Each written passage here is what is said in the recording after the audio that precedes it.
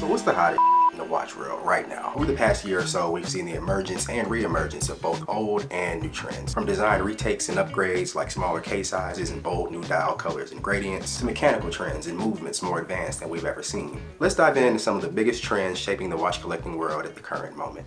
One of the clear shifts we've seen in the watch collecting world over the past few years is the renaissance of smaller case sizes. The early 2000s brought us years of oversized sports watches that would dominate the market through the 2010s. But since the early 2020s, brands have been scaling back to that sweet spot of 36 to 39 millimeters. Interestingly, the shift toward smaller watches isn't just a quirk. It's rooted in wearability, nostalgia, and the changing fashion norms. The shift started in the micro brand and collector circles around 2020 and was only accelerated by comfort-focused living during the pandemic. This shift toward smaller case sizes has gained even more push in recent years as fashion has become generally more conservative. In my humble opinion, this smaller case size feels much more balanced and wearable for everyday use while also connecting with the vintage aesthetic that watch collectors love. In 2025, brands continue to test the waters by launching new compact models, signaling that smaller is smarter is very much in. Colorful and gradient dials also seem to be having a moment. Beyond the classic blue and black, we've been seeing more in bold and experimental dial colors, such as Rolex's pastel line of Oyster Perpetuals, H. Moser & C's Endeavor Pop collection,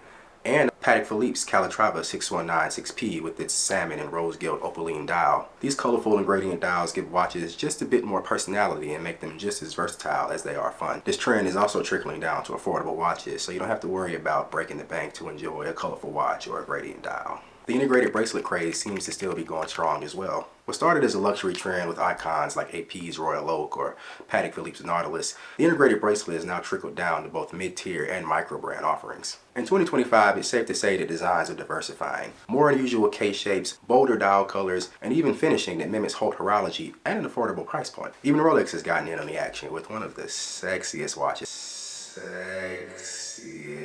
I've seen all year. The Land Dweller, with this new integrated case and bracelet design and brand new high-frequency self-winding 7135 movement. Collectors have definitely been digging the sleek, unified look and comfort of these modern bracelet ergonomics. The trick is now for brands to avoid looking like copycats, and some are doing it very well. Reissues remain to be one of the strongest plays for 2025 as well. Companies are digging deep into their archives to bring us back some of our most beloved models, but this time they're doing it smarter, adding sapphire crystals, improved movements, and better water resistance. Collectors love the nostalgia while newcomers get the vintage vibes without the vintage headaches. With these neo-vintage reissues comes also a renaissance of thin dress watches. Collectors looking for a change-up from their divers or chronographs have no shortage of options for something more refined to balance out their collection. Brands like Piaget, JLC, and Grand Seiko have been leaning into ultra-thin elegance, while even micro brands have been experimenting with slimmer profiles. This is a clear sign that variety is returning to watch boxes everywhere. Now let's explore some of the more mechanical trends permeating through today's watch market.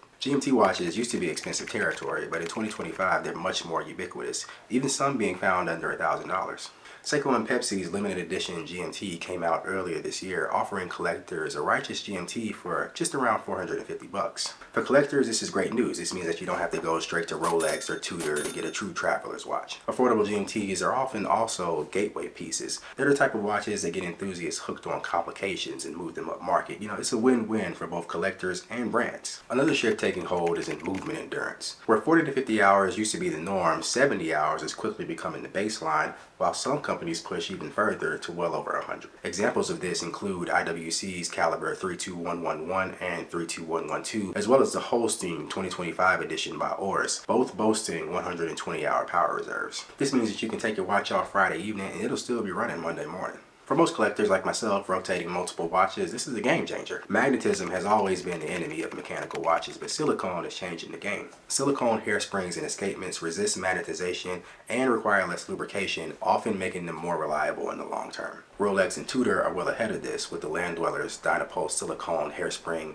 and the Pelagos Ultra incorporating a silicone hairspring within as well. This was once reserved for haute horology, but even brands like Seiko and Tissot are getting in on the action. This is one of the biggest shifts happening behind the scenes in the watch world right now. So what does this all mean for collectors? Watches are becoming more wearable with smaller case sizes and lighter weight materials. They're becoming more practical with longer power reserves, anti-magnetic parts, and even some watch brands are offering affordable GMTs. Watches are also becoming more expressive with colorful dials and display case backs, truly showcasing the artistry of these watchmakers. The landscape is truly more diverse and exciting than ever, and that just means more choice for everyone. So which of these trends are you most excited about from this year? Be sure to let me know in the comments and subscribe if you want to stay ahead in your watch collecting journey. Thanks for watching.